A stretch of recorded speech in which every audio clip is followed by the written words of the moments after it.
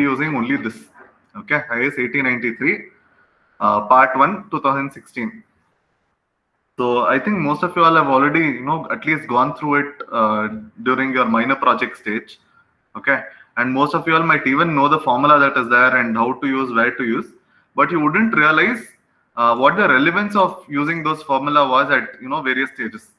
So before that, there are a few terms that will come across during the process of going through the code book.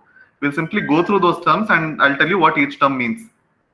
Okay, so natural period is what you guys should have studied all this in dynamics also. So whatever you guys know, quickly unmute my answer ಮಾಡ್ತೀರಿ. What is natural period? Time taken for an oscillation. Correct. Time taken for an oscillation for one cycle to complete. Okay. So like in your multiple degree of freedom system you would have studied, if for example, if you take a 3 degree of freedom system, it will have how many natural frequencies? 3. Correct. In that, the least natural frequency is called what? The least. Correct. It is called the fundamental natural frequency. Okay. So here again we'll follow the same logic. The least natural frequency is a fundamental natural frequency, and the number of natural frequencies in the system is approximately equal to the number of modes in the system. Okay.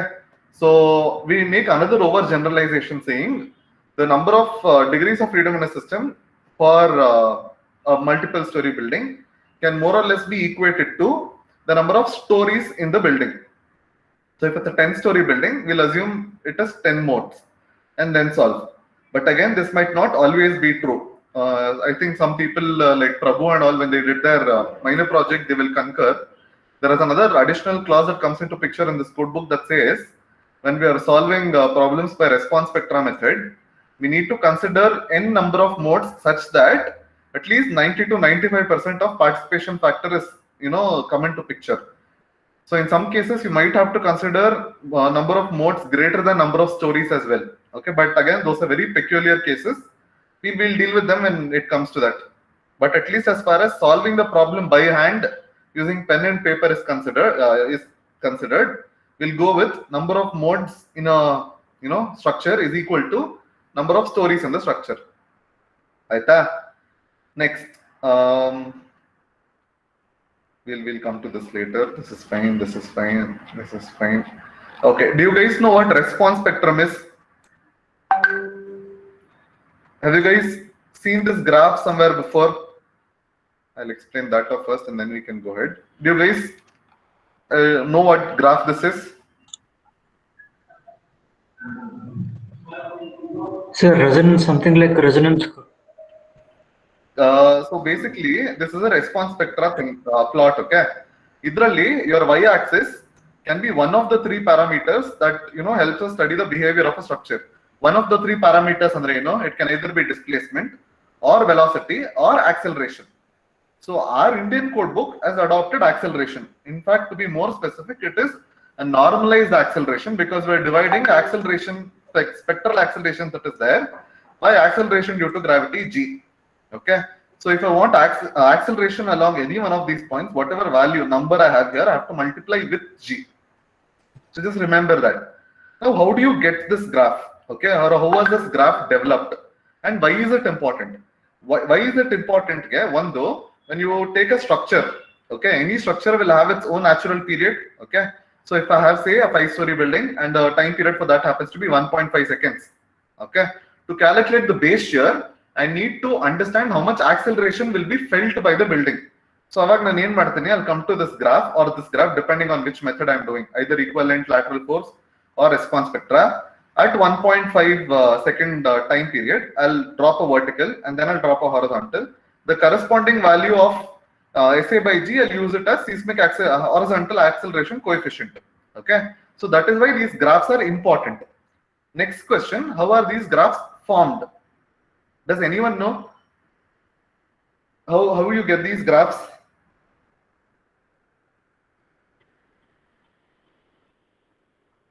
No one? Okay, so quickly, can you guys still see the screen? Yes, sir. PPT ಕಾಣಿಸ್ತಿದೆ, this blue background thing. Yes, sir. Yes, sir. Okay, ಇಲ್ಲಿ this is all basically screenshots from Anil K. Chopra.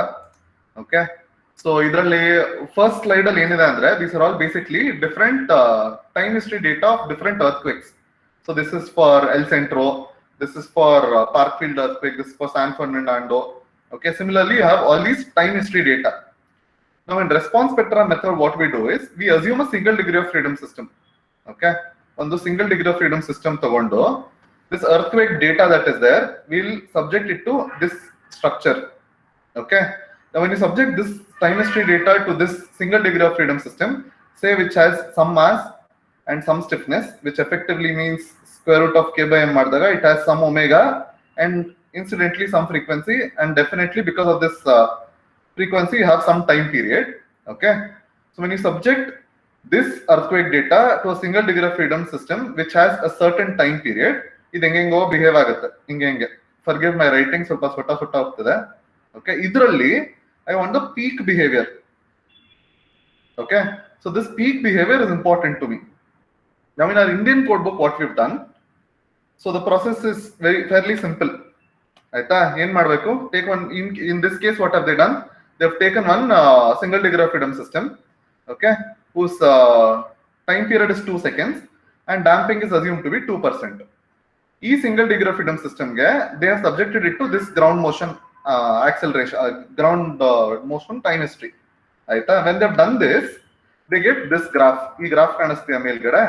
So this is how the structure will behave when it is subjected to this time history. Idರಲ್ಲಿ see the peak displacement that is measured, it is 7.47 inches.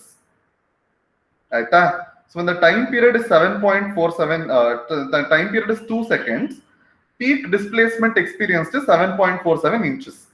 ಇದನ್ನ ಒಂದು graph ಮಾಡ್ಕೊಂಡು plot in that graph. Okay, ಇಲ್ಲಿ ಕಾಣಿಸ್ತಿದೆ ಇಲ್ಲಿ. So time t equal to 2 seconds, my displacement that is going to be felt is 7.47 seconds.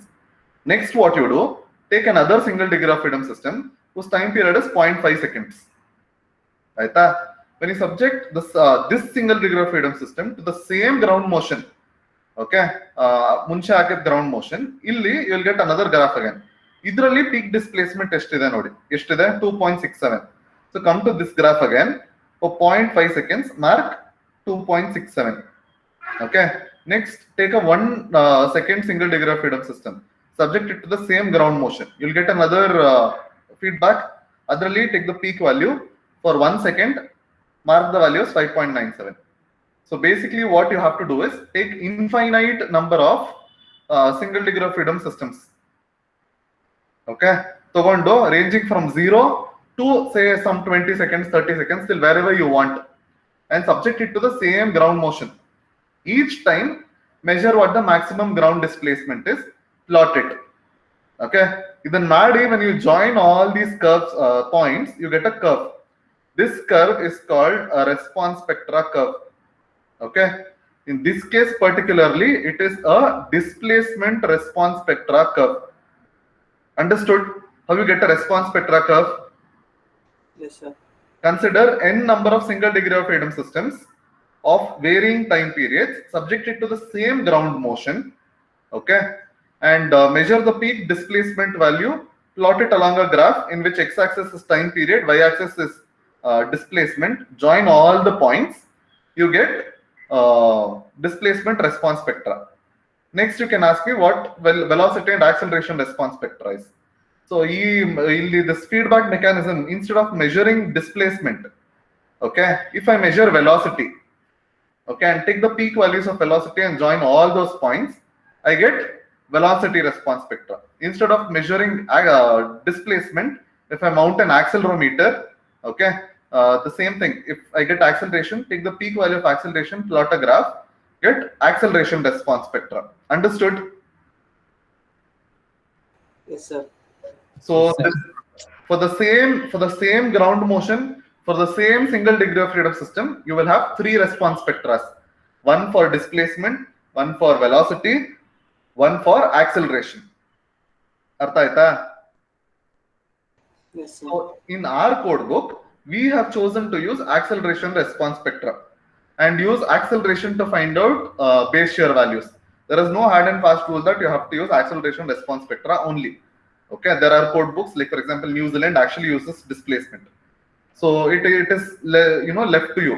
Why we use acceleration, I'll give you a reason for that also. So now in the previous class, when an earthquake strikes, measuring displacement is slightly difficult. It is complicated because the displacement that you measure is not actual, it is relative. And velocity, same problem again. Velocity is just rates of change of displacement. It is not a very accurate, we don't have sophisticated instruments to measure velocity. Whereas when we come to acceleration, we have developed too much in that field, and we have developed accelerometers that are capable of measuring even minute accelerations that develop. Okay, so in terms of ease of recording earthquake data or response for building to an earthquake, namge acceleration is the easiest. Acceleration is what? Okay, x double dot of t. So what we do is we measure acceleration and we get these graphs. Okay, so these are basically the graphs that were there in the previous iterations of codebook. Okay, to be more realistic, so this is for the same ground motion, for the same single degrees of freedom system, this is how different your acceleration, velocity, and displacement response spectra will look like. So does this seem similar to whatever is there in our codebook? Yes or no? The only difference being, e peak regionally, it is flat namdrali. Correct alva? So why is it flat andre? When you actually do your response spectra test and measure the accelerations, so what will happen is it will look something like this. Okay, it will look something like this. Slowly it will reduce and come. So if you print a graph like this in the code book, it becomes too difficult for people to read the values. So this initial reason they generalize it using a smooth curve, one curve fit ಮಾಡ್ತಾರೆ. Next, E region they take the mean, they do a weighted average method of all the peaks that is available here and fit a flat line such that 85% of all the peaks is covered. Okay, and they join this with this curve, and this they fit another curve. So that is how you end up with the graph that I had shown earlier. This graph. Okay, in this graph also, when you actually calculate, this is not a smooth straight line and then a smooth curve here. Ideally there would be a lot of undulations in mele kelge. They've literally taken out the average and fit a smooth curve, and that is how these graphs are obtained. Class ಏನು ಬೇಕು ಇಲ್ಲ ಒಂದು ನಿಮಿಷ mute ಮಾಡ್ತೇನೆ.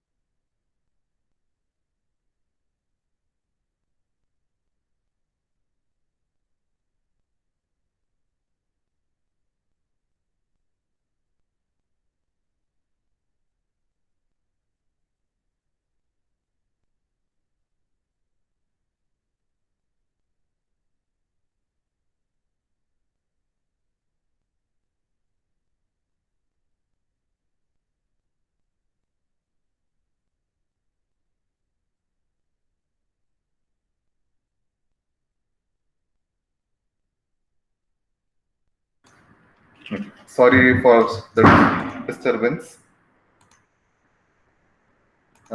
Going back, where were we?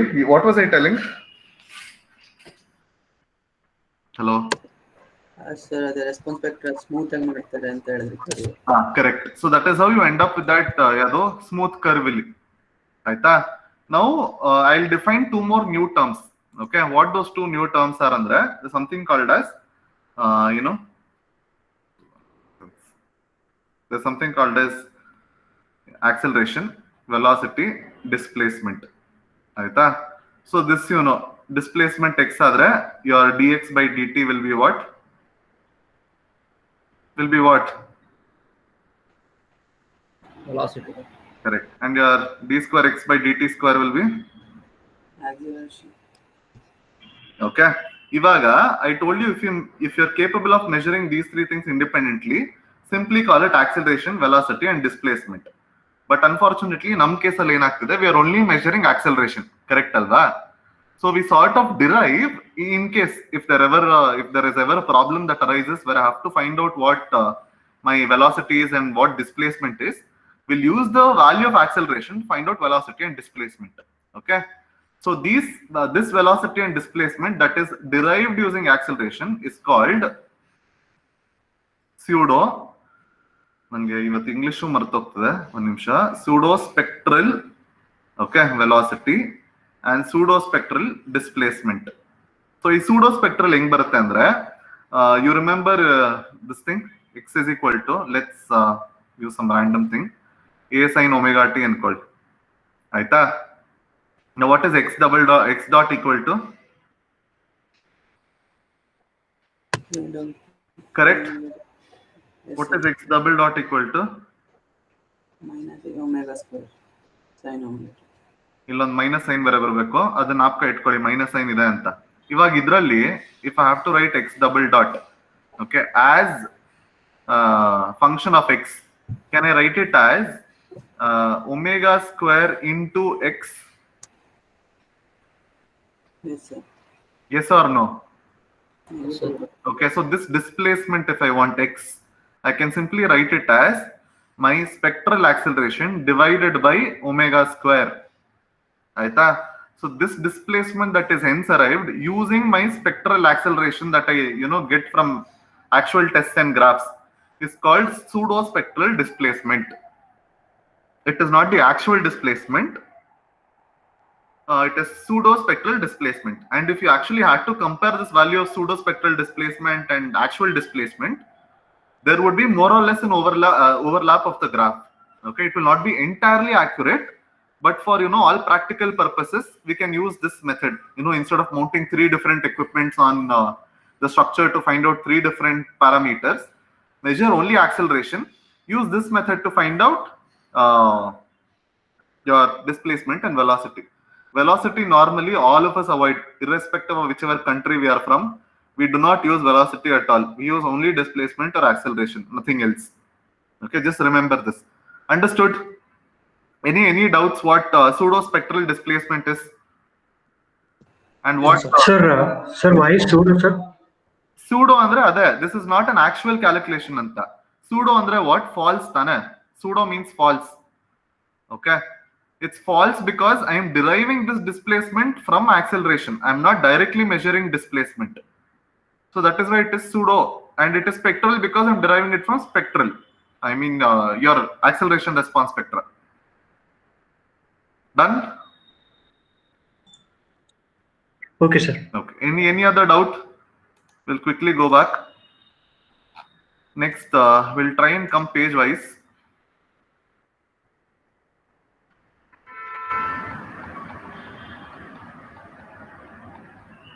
Okay. This is what? What is this? Seismic rhythms of India. Correct. And what are these lines called? Do you guys know this? Monne, I think I told in the last class also. What are lines that join points of equal susceptibility to earthquake called as? ISO. ISO. ISO height, sir. ISO height is for rainfall. Called isoseismal lines. Okay. So, did I also explain why there is no zone 1? Yes or no? Yes, sir. Yes, sir. So that is why this is the new code. This is the new map that we follow. So 2016 ugly, 2002 ugly. The map is exactly identical in terms of how it is, how zoning is done. The only difference that you can observe in the map is in the previous idralli it was plotted on a rectangular thing. You did not have these grid lines. Okay, I'll just show it off to you. ಅದೊಂದೇ ಇದರಲ್ಲಿ grid lines ಅಂತ ಏನು ಇರಲಿಲ್ಲ. You only had the map and your latitude longitude were basically straight lines of each other. ಇಲ್ಲಿಂದ ಹಿಂಗ್ ಸುಮ್ಮನೆ draw ಮಾಡಬಹುದಿತ್ತು. In this case they've just mentioned your latitudes and longitudes ಅಷ್ಟೇ. That's the only difference. Otherwise all the regions that were there under whatever zones in 2002 are still true for 2016. Aita? Next, let us talk about different types of analysis. This you guys have to answer because ellaru minor project madidira. Okay, so broadly if I have to divide the types of analysis of buildings into various forms, how do I classify them broadly? Mainly linear and dynamic and static. What do? We'll go with dynamic and static. Yes. Okay, dynamic illi, static illi. Next, how else can they be divided? Linear and non-linear. Correct. So under dynamic, let's say there is linear and there is non-linear. Similarly, under static again we have linear and non-linear. Correct? Yes, sir. Okay. Now tell me what linear dynamic analysis is called. Response spectrum. Okay. What is non-linear dynamic analysis called? Time history. Time history. Okay. What is linear static analysis called? Equivalent static. Okay. Equivalent lateral force method or equivalent static method, or simply call it IS code book. Okay. Equivalent something method. Okay. Non-static, non-linear. Pushover analysis. Okay, so far correct. But idralli there can be one what do you call it? Idralli especially this and this, no? You can also have non-linear response spectrum analysis and you can have linear time history analysis also. Okay, so in fact your ETAPS also has provision for linear and non-linear time history analysis, if you noticed. So these two can be both linear and non-linear, but let us go ahead with whatever you guys told. It is perfectly correct. But illi this has to come under this only and this has to come under this only. So in your code book, out of these four analysis, your code book can be used for which what all methods? Response spectrum. Apart from pushover, all three, sir. Which one? Apart from pushover analysis, all three can be used. Correct. In fact, we can also do time history using your IS code. It's just that not a lot of people use it because it's slightly complicated. Okay, you'll have to know your finite difference method and all that. So you can do your response spectra, you can do your time history, and you can definitely do your equivalent lateral force method. Right? But as far as your syllabus is concerned and the problems that we'll be solving is concerned, we'll be doing response spectra method and your equivalent lateral force method. Right? Just keep that in your mind. So first we'll do this and then we'll do your response spectra method. Now, going back to this graph that we had. Okay. So in the 2016 code, you have two graphs. Right? Look at the two graphs. Two graphs is for what? Illi specifically tells this is the response spectra graph that is to be used to find out the value for SA by G for equivalent static method only. Okay. And the second graph is for response spectra method only. Whereas in comparison, if you go to the old code book, okay, idralli there was only one graph, and the same graph we used to use for both response spectra method and the equivalent lateral force method. Okay, so this is one major difference between the old code book and the new code book. So the difference here is illi for equivalent lateral force method, the initial region, okay, whatever this initial slope was there, is entirely removed. Can anyone tell me why they've removed this? Just by looking at these values here and the way they've joined here, you can tell me why they would have probably decided to delete this region and keep the graph from here. Anyone? Shorter time period. Correct. What happens at shorter time period? That is negligible, like ಏನ್ negligible ಇಲ್ಲ? What is negligible? ಅಲ್ಲಲ್ಲ sir, so time period ಇಷ್ಟು ಬರೋದೇ ಇಲ್ಲ, so that they are starting from where usually occurs. ಹಂಗಲ್ಲ. So ಇವಾಗ think of a rock, ಆಯ್ತಾ? ಇವಾಗ ನೆಲದ ಮೇಲೆ there is one huge rock that is there, okay, and in comparison there is one flexible plant that is there on the ground. When an earthquake strikes this region, which do you think will experience more earthquake force? Rock. Why? It is solid, so it behaves rigid. Okay, think about this.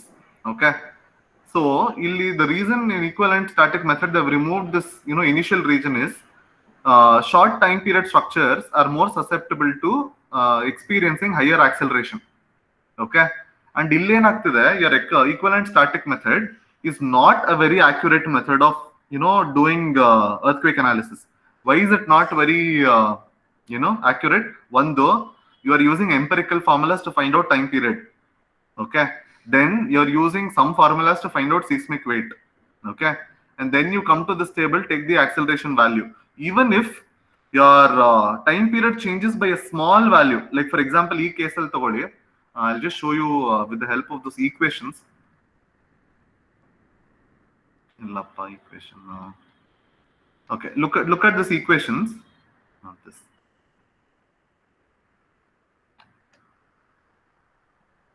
Okay, look at this equation for equivalent idu. So take any soil type, for example, from 0 to 0.4 seconds. Okay, I have to use a certain value. Okay, whereas here from 0 to 0.4 they have divided into further small parts.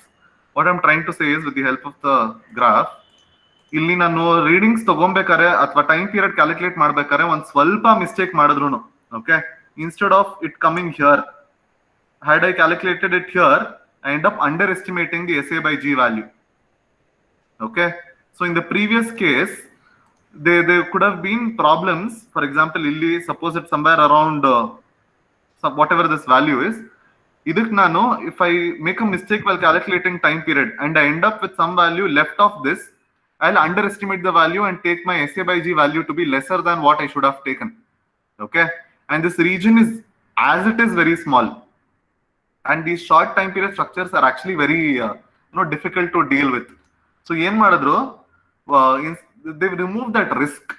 Okay, they've removed that risk of this small region of there being an ambiguity or problem arising due to improper calculations, and simply join that line here.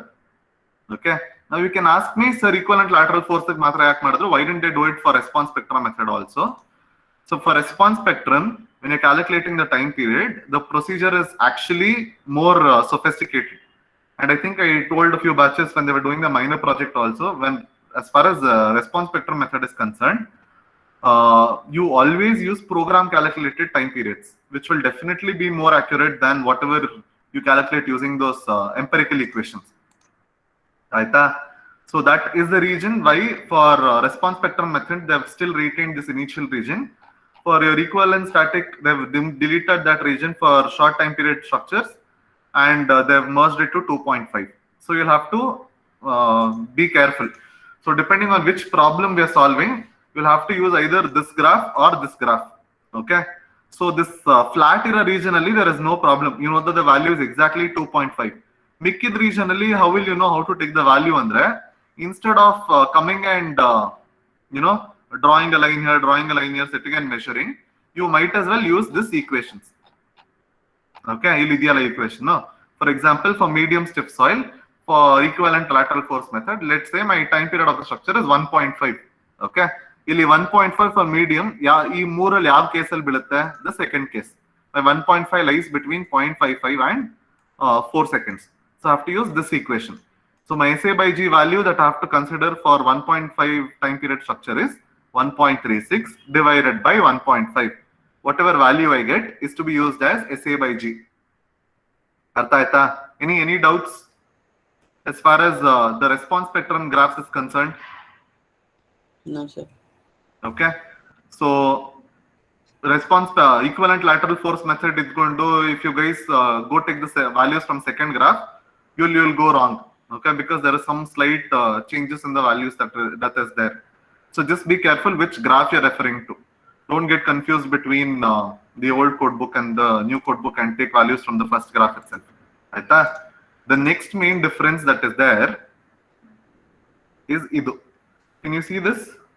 Multiplying factors for obtaining values other than damping. Okay, so you have these correction factors that needs to be multiplied for values other than damping. So in the new codebook, what they have done is they're assuming that all structures will undergo 5% damping and it table illa. Okay, so that correction table for different percentages of damping does not exist. So this you'll have to be careful of. Aita? And there are a few more changes like how taking values of response reduction factor from the table and all that. I'll explain that when we come to the formula. Okay. Now can we, with this background information, can we start with equivalent lateral force method? Yes, sir. Okay. So does anyone want to volunteer and explain what equivalent lateral force method is? Anyone who's already done this?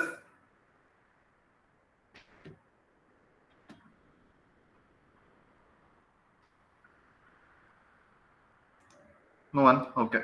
So I have a building. Okay. Idakkeno one fixity ide. Oh, nice. Okay, idakkeno one fixity ide. It has some n number of stories. Something and all is happening. I don't know how. Okay, this earthquake strikes. Idakke using equivalent lateral force, I need to find out something called as base shear. Aita, huge question mark. Now the code book gives a formula. What is the formula? VB is equal to AH into W. Okay, this is the formula. My base shear is equal to AH into W. AH is my horizontal seismic acceleration coefficient. W is my seismic weight of the entire building. So this entire building, whatever is there, no, idrad nanu weight calculate madidre, that is my W. So W is set. This W you guys already know how to calculate. Dynamics lab al ಮಾಡಿದೀವಿ ಜ್ಞಾಪಕ ಇದೆಯಾ? Story wise you find out what the weight is and in the end you simply add all the weights, you get W. Okay, so this W is sorted. Next you guys need to find out what AH is. AH andre enu andre AH is equal to Z by 2 into I by R into SA by G. ಇಲ್ಲಿ R term ಇದೆ. ಏನೇನಿದೆ? Z ಇದೆ, 2 ಇದೆ, I ಇದೆ, R ಇದೆ, there is SA and then there is your acceleration due to gravity G. Now let us look at these terms one by one. So basically, instead of directly multiplying, what is your force equal to? Mass into acceleration. Correct. Okay. Effectively, your base shear is a type of force only because unit, Newton, matching. Okay. So instead of simply multiplying your mass of the structure with acceleration, we do something else here. We multiply weight with seismic acceleration coefficient here. Okay. So this and this is equivalent formulas. Okay. It's just that instead of using acceleration, we find out something called as acceleration coefficient using this formula. Now let us start with individual terms here. Z. What does Z stand for? Zone factor. Zone factor. Correct. So how do we decide what the zone factor is? Yes. Depending upon the location. Depending on which region your place lies in. Aita? So in map nodadre, there is not all the cities and all the towns in India is mapped, is marked using a point in this. Okay. There might be only tier 1 cities and tier 2 cities and probably tier 3 cities, nothing more than that. How do you identify some town that is say on the border somewhere here, if it is lies in this region or this region? Anyone? If you go to the end of the graph, okay, here most of the districts that is there, okay, at least mentioned this. Okay, So you can sort of use this more or less as an indicator of which zone the area lies in. Instead of looking at your, your map, if it is confusing, you might as well look at this. See, Bengaluru, for example, is zone 2. Okay, if you want to see where Mysuru is, go to Mysuru. Mysuru is again zone 2. Okay, if you want to go to Chennai, Chennai is zone 3. Okay, so if you don't want to use the map, you can use this table. It is in the end of your code book. Okay, remember this. So this is zone factor. Zone factor andre artha aita? So the zone factor is the numerator. Why is it in the numerator? One, the higher the zone it is in, the more susceptible it is to being prone to earthquake. Correct? So if you look at the zone multiplication, zone factor values, does anyone remember all the zone factor values? Okay. So the zone factor values for zone 2 is 0.1, zone 3 is 0.16, zone 4 is 0.24, zone 5 is 0.36. So these are all derived based on, some research and some empirical formula in long ago. You've simply been carrying that forward. Okay. At the end of this calculation, you'll realize something. Unlike your, gravitational load, the force calculation or designing for gravitational force, in earthquake force bandaga, we tend to reduce the earthquake force that we are anticipating on the structure. Okay. At multiple levels. Illi we reduce using your zone factor, okay, and at a later point there's something called as response reduction factor that is there, and that is in the denominator. So we divide by a number. Aita? So just keep this in mind and try to find out why we anticipate that lesser earthquake force will strike, or why do we try to reduce or underestimate the earthquake force that will come on us. Take for static loads, what do you call that? Factor of safety 1.5 ಎಲ್ಲ ಕಡೆ multiply ಮಾಡ್ಕೊಂಡು ಹೋಗ್ತೀವಿ. ಇಲ್ಲಿ we don't do that. Okay, try and find out why. Okay, so that is as far as Z is concerned. What do we have after Z? Z ಕೆಳಗಡೆ ಏನಿದೆ? Divided by 2. Why should we divide by 2? Does anyone know? As it is, we are reducing using some zone factor, multiplying with some fractional value, and we are reducing it further by half. What does this by 2 indicate there? Okay, so if you go to your code book, there are two terms defined, something called as maximum considered earthquake and design basis earthquake. I have to find which page it is in. Give me 2 minutes.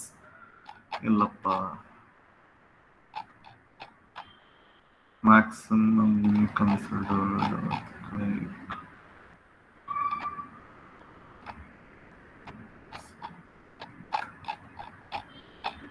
Let me just search for it.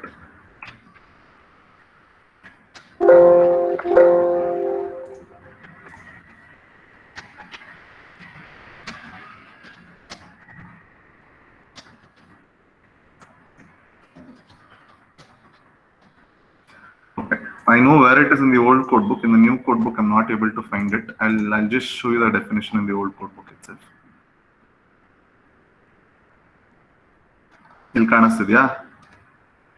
So there's something called as DBE, and then there is something called as,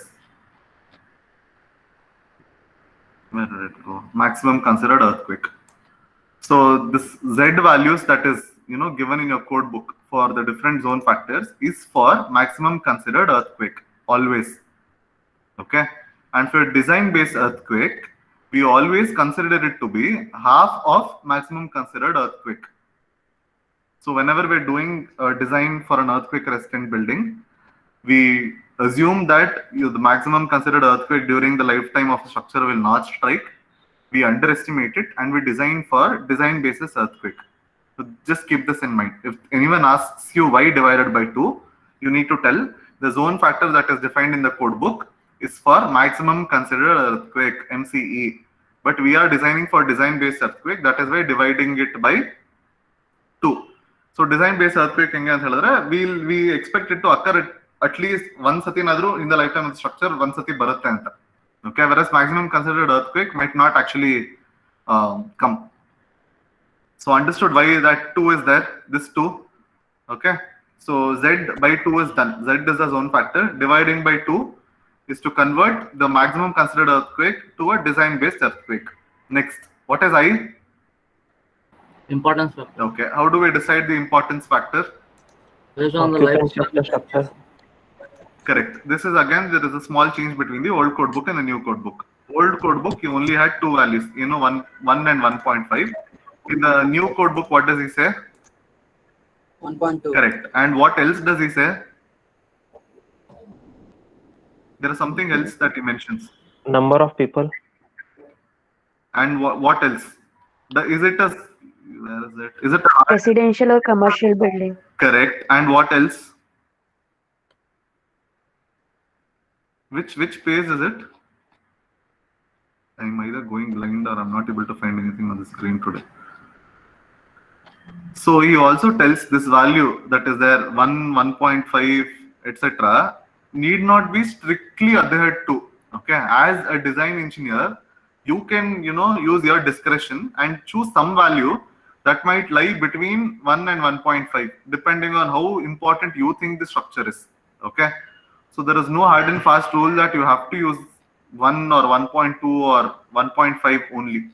Okay, so that is one thing. But it's just that us Indians, we tend to stick to rules as far as table 8. Okay, so as Indians, we tend to stick to whatever is mentioned. So if it is not 1 or 1.2, we don't want to assume anything in between. We assume 1.5. So you guys can assume any one of these three. It is completely fine. So this is called importance factor. So more important the structure is, you want it to be more safe during an earthquake. So that is why it is in the numerator. You're trying to not overestimate. At least let's try and say you're not trying to undermine the importance of the structure or undermine the force that is going to be felt by the structure when an earthquake strikes it. Right? Yeah. So here, like he said, depending on the number of occupancies, you can take a call. Okay. Next, going back to your formula. What is R? Reduction factor. Okay. Response reduction factor. Again, it is a number that is there in the denominator. We tend to reduce the response that is anticipated on the structure. Okay. In the old code book, it was a fairly simple table with a few values. But in the new code book, one dodda ide. Okay. Where is the new code book here? So there is a huge table here. Okay. And depending on what type of structure it is, you'll have to carefully go through all this. Okay, and then choose the value for response reduction values. Okay, so in the old code book, it was fairly simple. You had OMRF, you had SMRF. OMRF meaning what? What does OMRF stand for? Ordinary moment resistance frame. Correct. What is SMRF? Special moment resisting frame. Okay. What is made? How is an ordinary moment resisting frame made? Ductile detailing won't be there, sir. Correct. One, ductile detailing won't be there, and in addition to that, you might not have any additional structures that will help dissipate the lateral force that gets developed in the structure. Okay. Whereas in case of an SMRF, what happens? Okay. First question. My first question should have ideally been: what is ductile detailing? So additional reinforcement provided to withstand against earthquakes, sir. Correct. Is it always additional reinforcement? No, sir. It is considered with it is like governed. Design will be governed by IS 456, but reinforcement detailing will be governed by 1398, sir. Correct. 13920. Correct. So, for example, let's take stirrup spacing in case of columns, Serena. So, the amount of steel that you provide as shear reinforcement in columns might still be the same. Okay, like he said, it might be the same value that is obtained from 456. But ductile detailing bandaga 13920 tells, in a way, I'll tell you, I'll use some examples. They might not be exactly mathematically correct, but bear with me. Instead of providing 12 mm dia stirrups, okay, at 300 mm center to center, say for two-legged only, for example, provide 8 mm dia at much closer spacing of 100 mm center to center. Okay. What happens when you provide these reinforcements closer to each other is you're imparting ductility into the structure. Ductility andre, you guys know what ductility means? Ability to withstand the load. Alla. Elongation, sir, like larger elasticity as compared to brittle load. Sudden failure won't be there. Correct. So under the same load, it is capable of sustaining more, or it is capable of deforming more without being subjected to damages. Okay, so that is ductility. But I was looking at a more fundamental definition of ductility. High school al kaltirtira. What is malleable? What is ductile? You guys remember? Yes, sir. Yes, sir. What is malleable? Which can be extended. Material drawn into sheets. Correct. Malleable is something that can be beaten into thin sheets. What is ductile?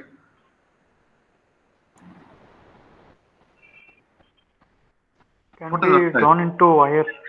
Correct. Elongated. Correct. Elongated things. Yeah. So think of a wire. Wire andre henge. So you have a huge block of metal. Adanna nanu elongate ಮಾಡ್ತಾ ಇದೀನಿ. I am drawing it into wires, and it is getting drawn into wires without actually deforming, breaking, or failing. Okay. Now draw the same analogy to a structure. On the building, it is standing. I am applying lateral load on it. I need it to deform over one extended period instead without it failing. Okay. I'm not obviously elongating a building. It is deforming. Maybe laterally sway ಆಗ್ತಿದೆ. This sway, I want it to go beyond a certain limit. Okay. So that is called imparting ductility into your structure. So this has become a huge thing in the recent past, at least, especially after the Bhuj earthquake. After the Bhuj earthquake, before the Bhuj earthquake, you had only FE 250 415, and then 500 had just entered the market. But these days you also have 500D, 550D. So this D there, you know what it stands for now. What does it stand for? Ductility. Okay. So it is important. So ductile detailing is important. So few more things you will have to notice is, kelu kade this response reduction factor, it will impose a few things on us. Okay. If you especially read these notes, it tells us buildings that are in above zone 3, it cannot be designed as an OMRF at all. You will have to design it as an SMRF. Okay. So those things you'll have to keep in mind. If you ever get a question where you're being asked to design an OMRF, okay, or they tell you that there is an OMRF building in zone 4, okay, find out the lateral force calculations. You will have to sort of manually override the question. Okay, write a point saying OMRFs cannot exist in zone 4. It should be designed as at least an SMRF, considering a response reduction value of 5 and going ahead. Okay, so just keep that in mind. So don't simply read the words OMRF, SMRF, brace system, double brace, whatever, with shear wall. Okay, don't read them and take the values directly. Top to bottom, go through the entire table, including the notes that is mentioned here. Okay, and then decide what response reduction value you have to take. Okay, so see, for example, here I'll give you just one example. Note 1. Okay, note 1 ellide illi first point ge RC buildings with ordinary moment resisting frame, OMRF. See note 1. When I go to note 1, he will tell me RC and steel structures in zones 3, 4 and 5,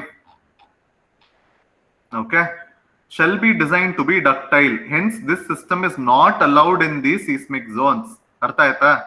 Only in zone 2, I can design a building as OMRF. Adra melgade ene bandru, nan OMRF tagondo R value 3 tagolange illa. It is not allowed. Okay, even if the value is given in the table, I shouldn't be doing it, because in zones 3 and above, I have to mandatorily do ductile detailing. And as soon as you do ductile detailing, it will no longer remain as an OMRF. Okay, so you'll have to take RS5 and take it to be an SMRF. Understood? So after today's class is over, what I want to do is, I've already sent the code books on the group. Once they sit and go through all of these clauses point wise, so that when you're solving problems, it comes in handy. Okay, especially because you're doing internship, etc., it will be helpful for you. And not always I will remember everything also. So in case I ever miss one of these clauses and assume a wrong value, you can obviously come back and correct me. Okay, so just keep that in mind. Next, I aitu, R aitu. The last is your SA by G. I've already explained what your SA by G is.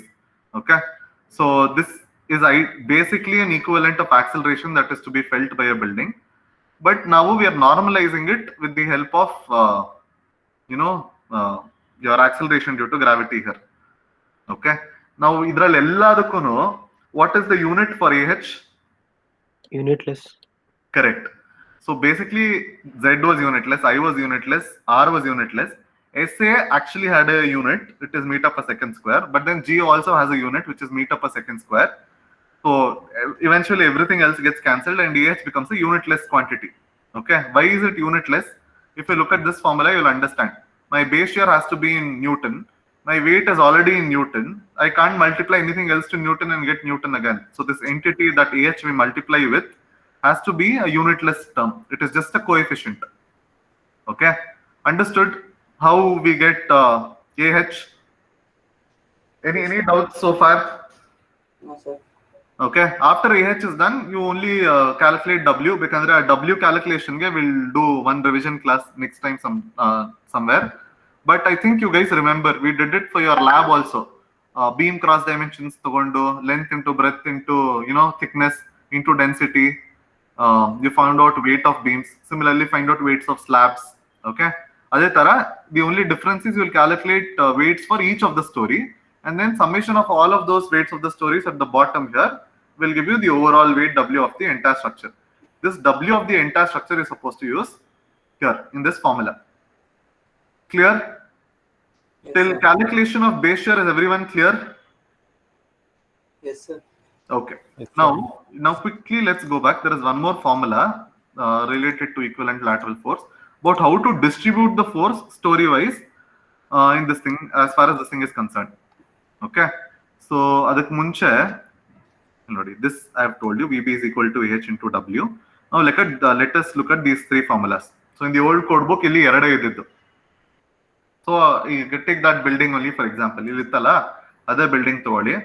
Iga I am in some remote place. I do not have means to model this building on some software and get the time period. Okay, but I still want to find out what the time period of the structure is, because my SA by G graph ali, to get the value for SA by G, I need the time period of the structure.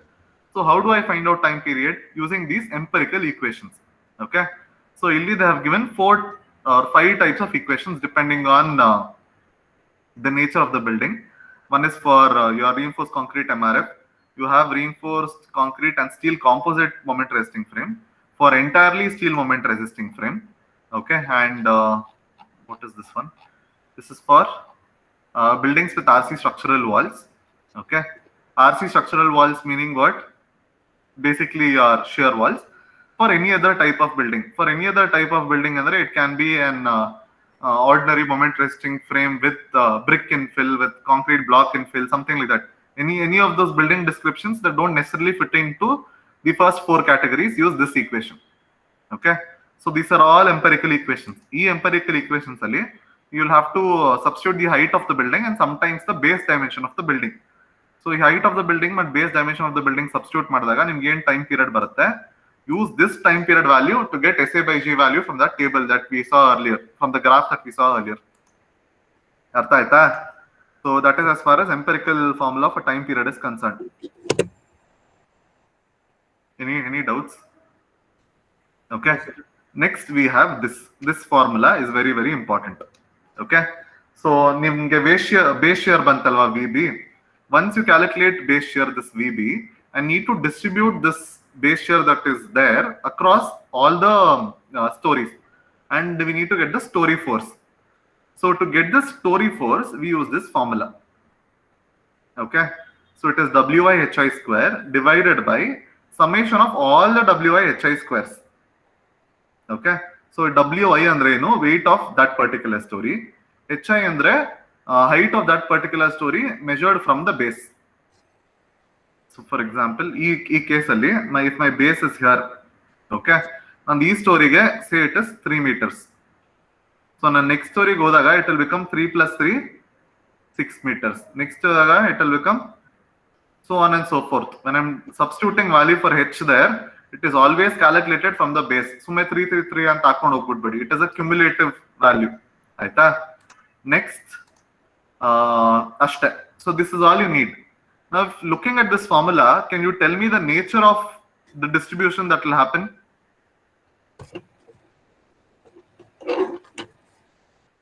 Anyone? Linear. Increases from top to bottom across. Correct. But what else? How will it increase? Linear. Linear ಆಗತ್ತಾ? ಒಂದ್ ಸ್ವಲ್ಪ ನೋಡಿ ಅಲ್ಲಿ. Equation of a parabola formula ಏನು? Y is equal to x square. Yeah, y is equal to 4ax square. So your y is a function of x square. Okay, ಇಲ್ಲಿ it is the same thing.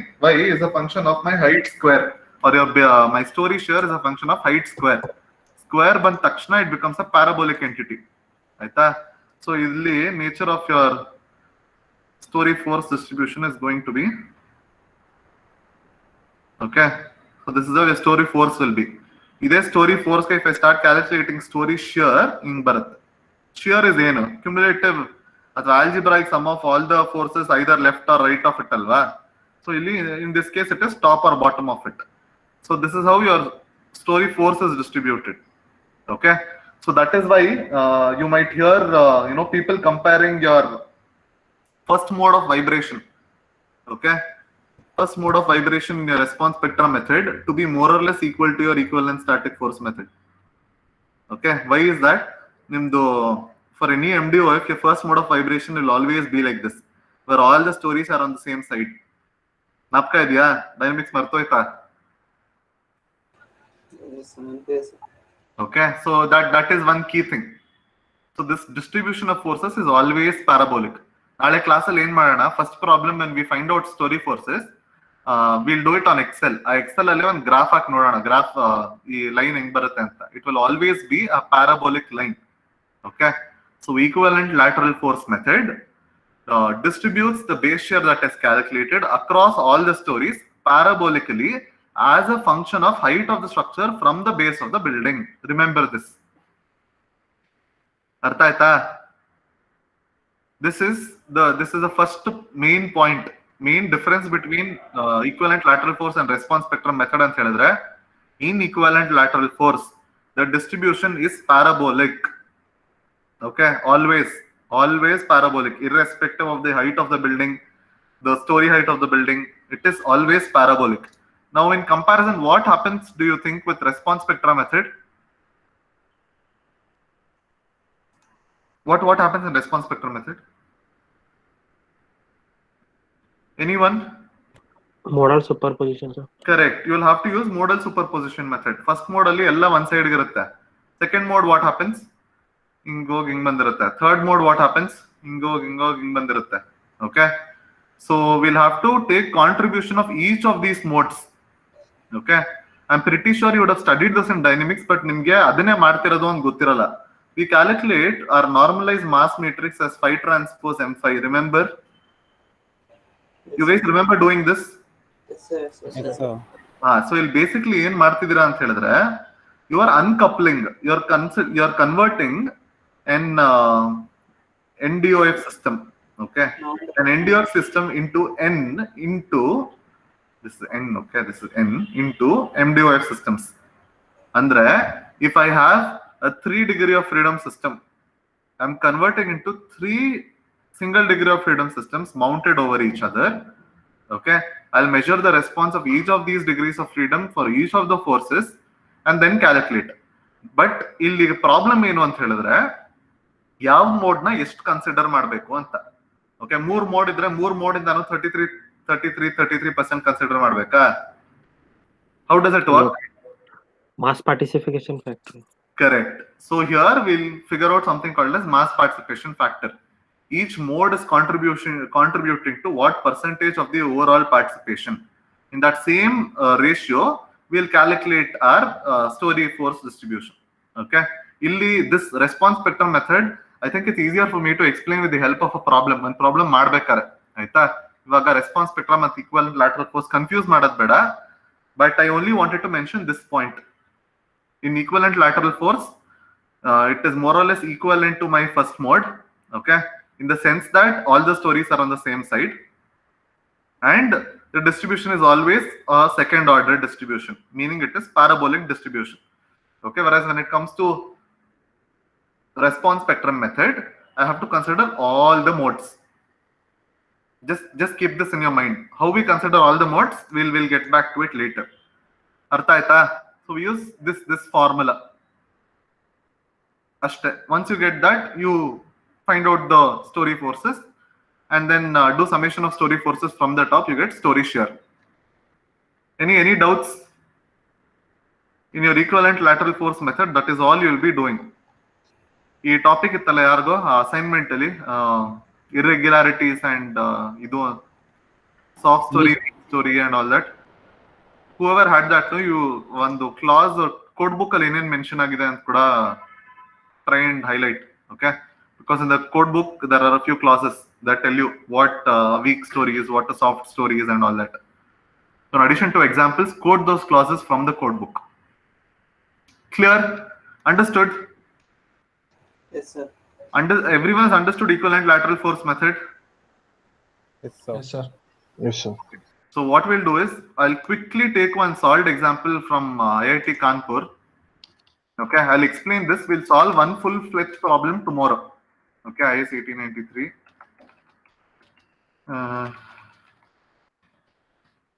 Okay, I'm doing this online so that you guys can also download it and refer to it. Okay, so the very first link that is there, each method the one solved example is there, so you can use it as a reference.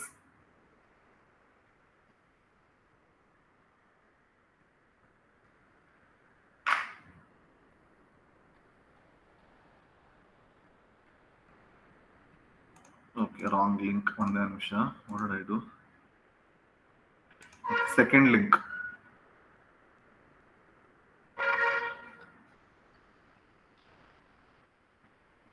Okay, so they have taken a building like this.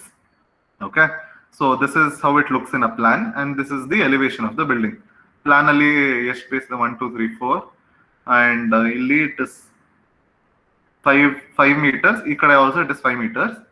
1 2 3 4 5 frames. Ikkada 4 frames. Okay, and the elevation is like this. Bottom story is 4.2 meters. Everything else is 3.2 meters.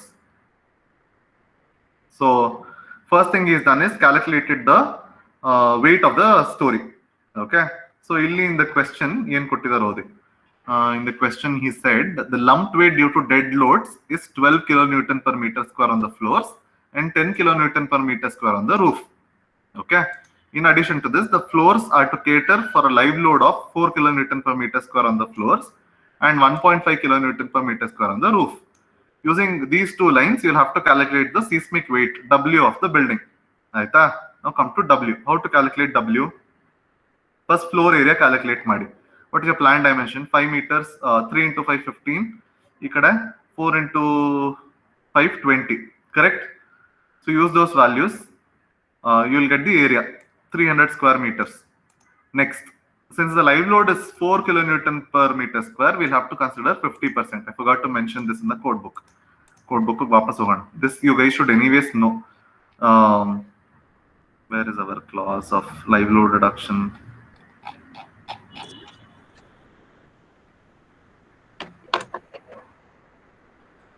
If someone has a printed code book, tell me the page number from that.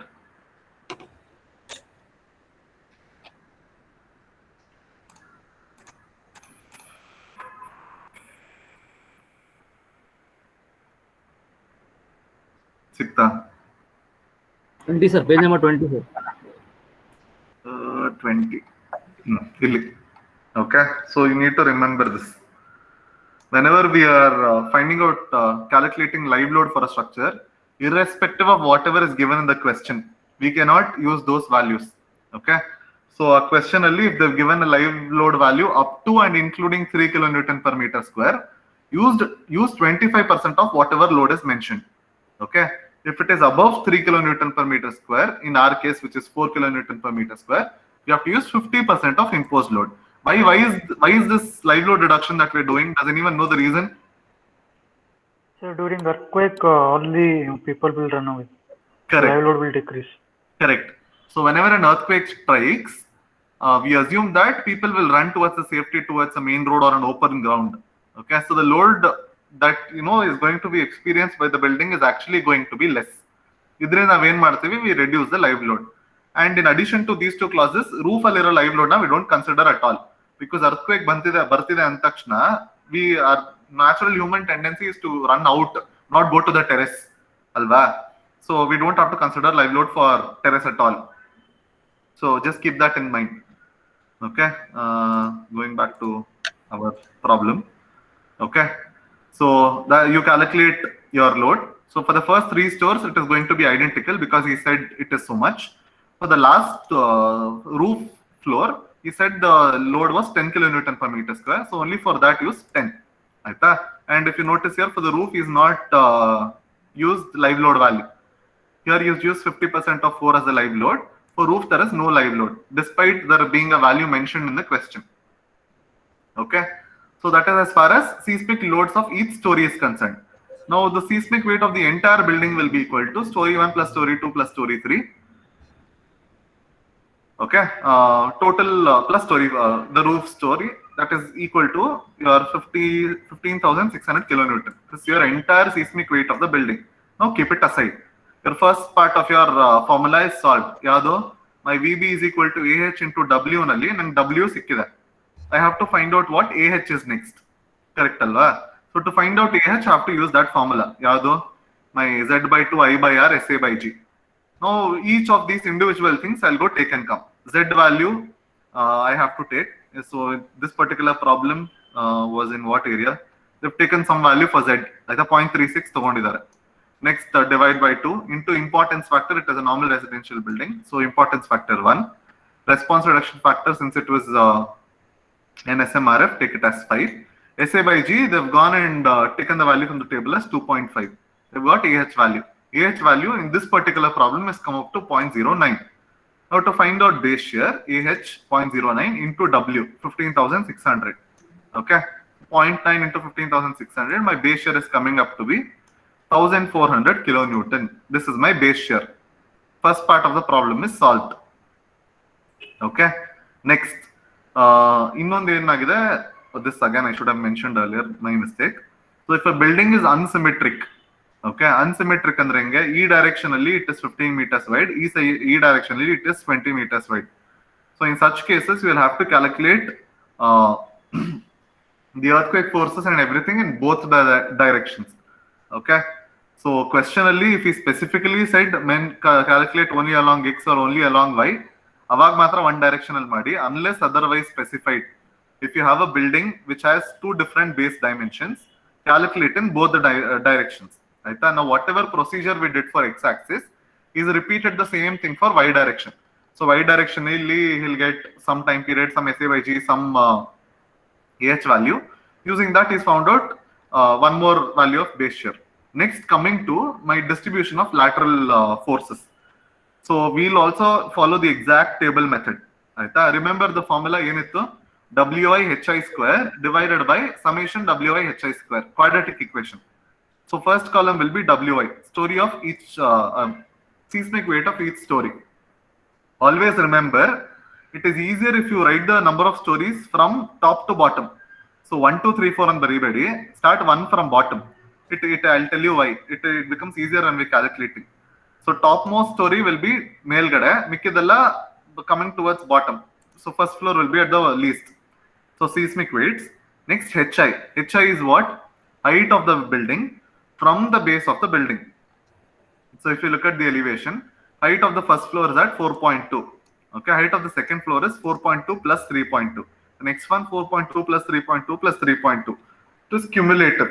Enter those heights. 4.2, 7.4, 10.6, 13.8. Aita. Next, you do your WIHI square. You get this. Okay. Idra summation tagond side gittide. Next, find out you have individual WIHI square. You have summation WIHI square. Divide each term in this row by the total summation. You'll get these numbers. Aita.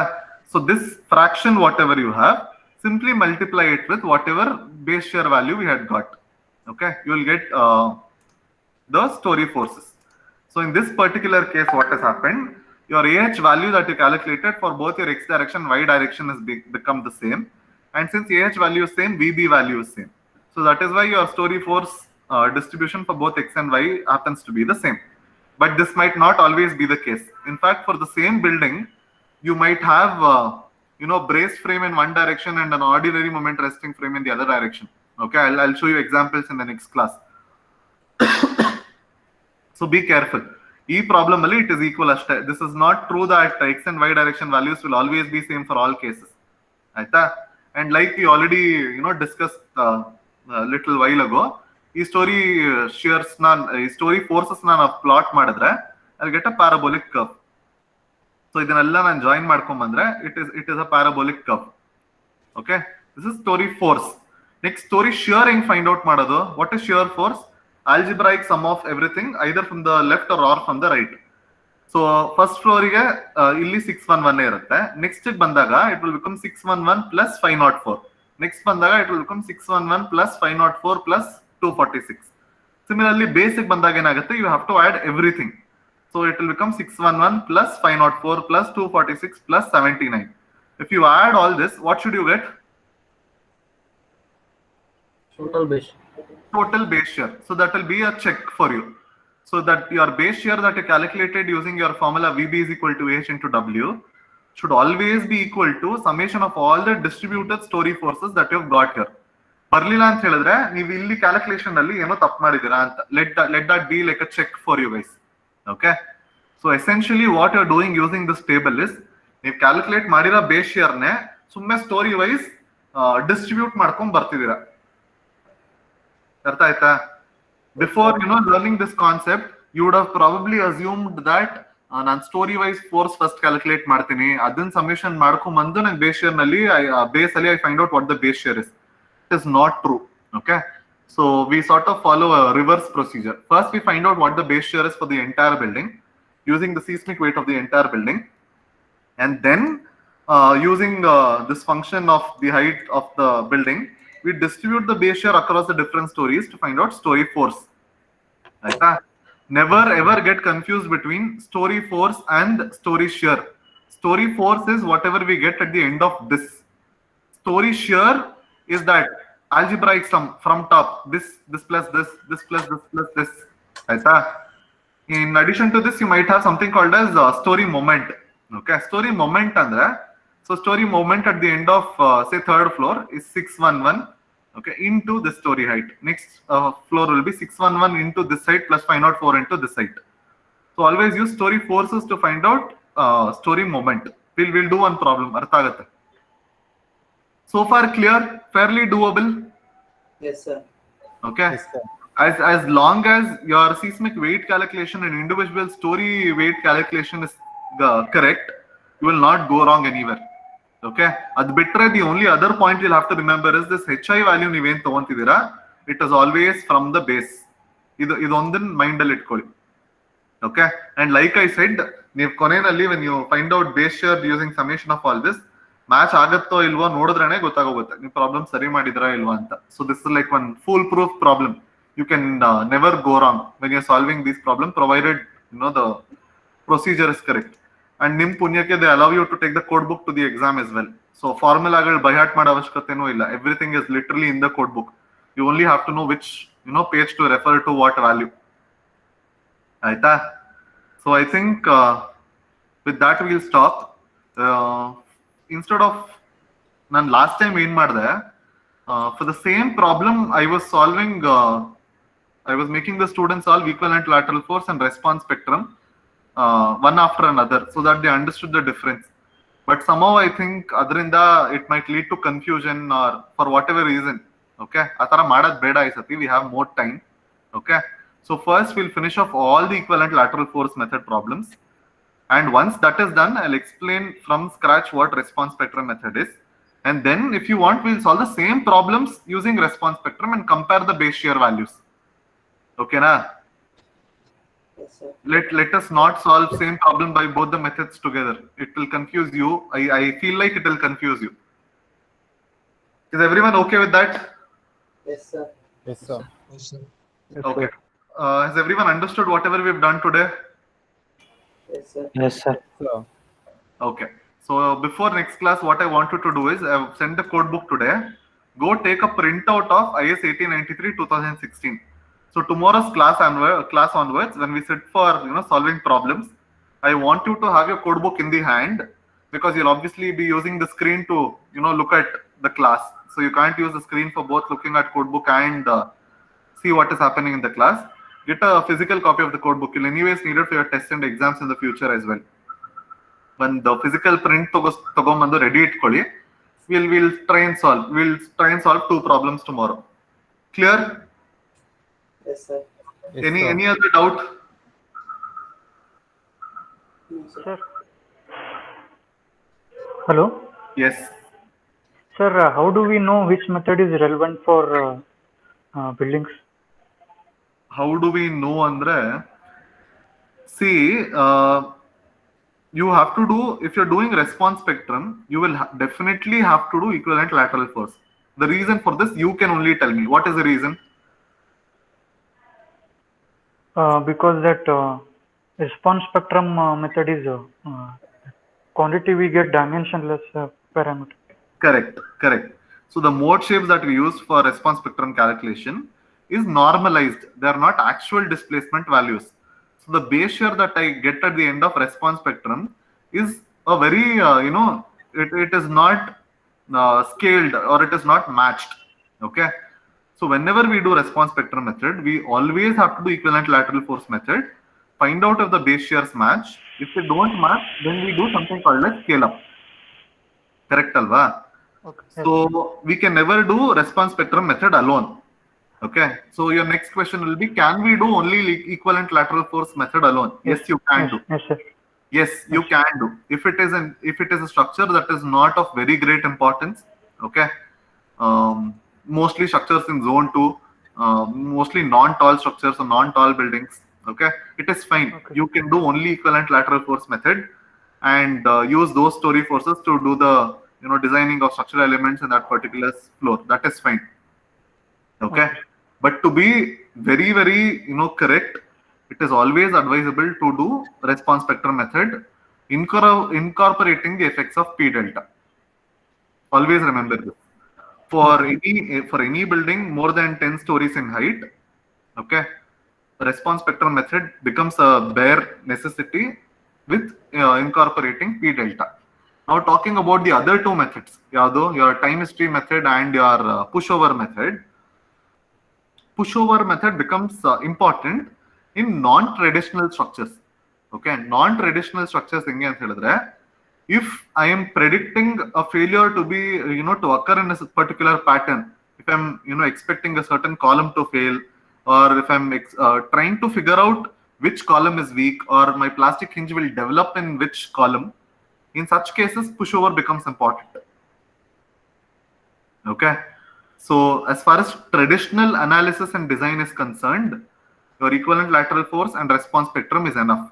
Your pushover and time history that you do is only, I don't know, as an additional clause to make yourself feel better or make yourself feel confident about the design that you're doing.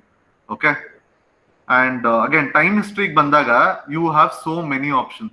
It is not one earthquake data you have. If you go to the NICE website, you have the time history data for all these previous earthquakes. You can download any one of them. And there is no hard and fast rule that if your building has passed for a particular time history data, it will also pass for another time history data of another earthquake. Okay.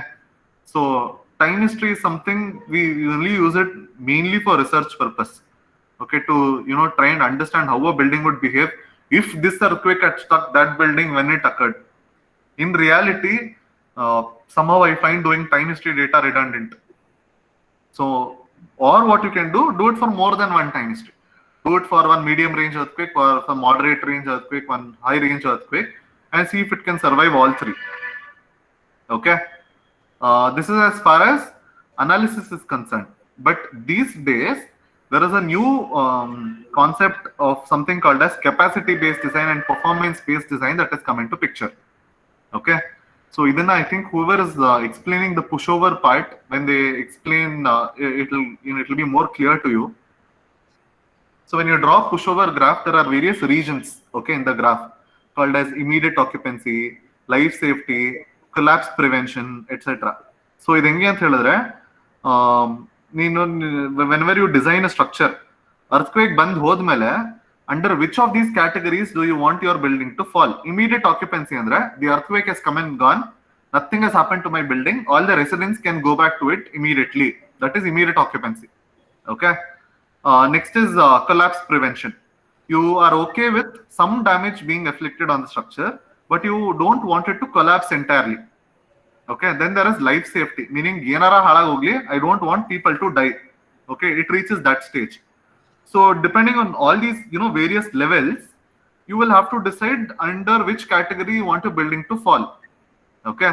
And how will you understand under which of these categories your building will fall? It is only by doing pushover method or pushover analysis. Okay. So this will sort of bring you into domain of performance based design, where you're designing your building in order to achieve a certain degree of performance. You wanted to achieve a certain one benchmark tara. E magnitude earthquake bandre, I wanted to suffer only slight damages. Okay, so when we come to performance based design, I'll explain that more. And I also think whoever has taken that as an assignment, you need to do a slightly good job because it's important. Okay.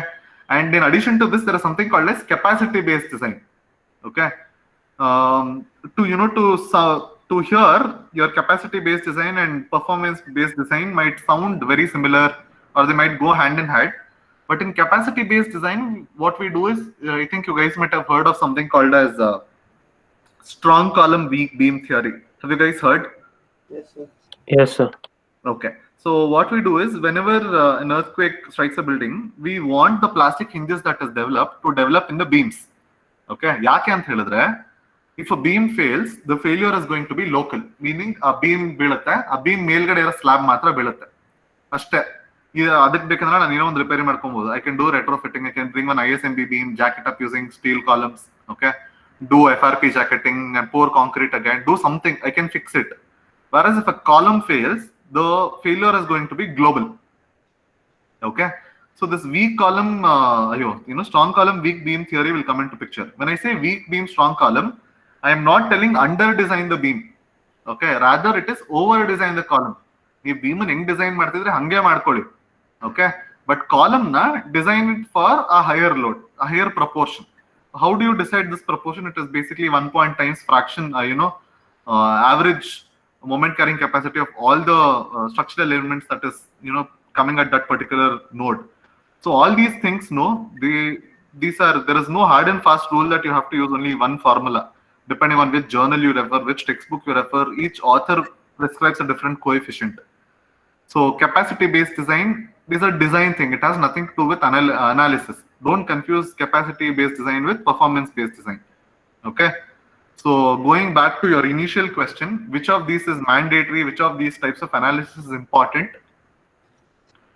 Again, I don't have one answer for it. I've told you whatever I know. As an engineer, you will have to take a call. Okay. So if you want to be very modern and do a performance-based design, pushover is mandatory. Okay. At the same time, as a traditional means of analysis and design, equivalent lateral force and response spectra have always been there, and it's a bare minimum that you have to do. Clear? Understood? Yes, sir. And maybe to add one more point, in pushover method, okay, the fashion in which you push the building is actually very similar to your equivalent lateral force method. Or to be more specific, it is more or less equal to your first mode of vibration of your response spectrum method. Okay. So in pushover method, you push the buildings by slide at the end of every step. So at the end of it, the expected shape that the building is supposed to take is very similar to your first mode of vibration. So essentially, if you look at it, you're basically doing the same thing. One building na togondo, you're subjecting it to a particular displaced shape and trying to measure the force that is required or the force that is developed. Okay. We've just named it differently, and depending on if you're considering linearity or non-linearity, it will vary.